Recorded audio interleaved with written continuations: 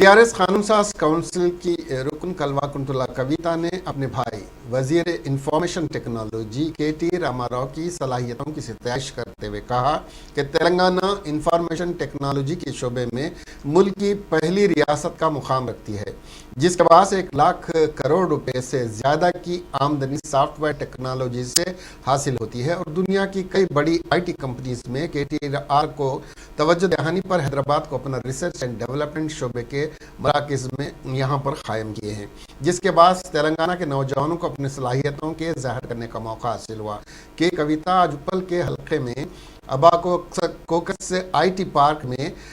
Sai gram smart IT company के इफ्तिताह के बाद आई के माहिरीन के साथ तबादले ख्याल कर रही थी। इस कंपनी में 300 अफराद रोज़गार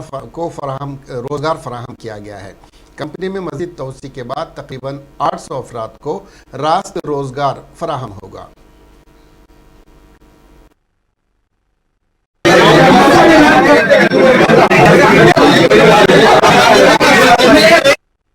నగరంలో అదేవిధంగా తెలంగాణ రాష్ట్రంలో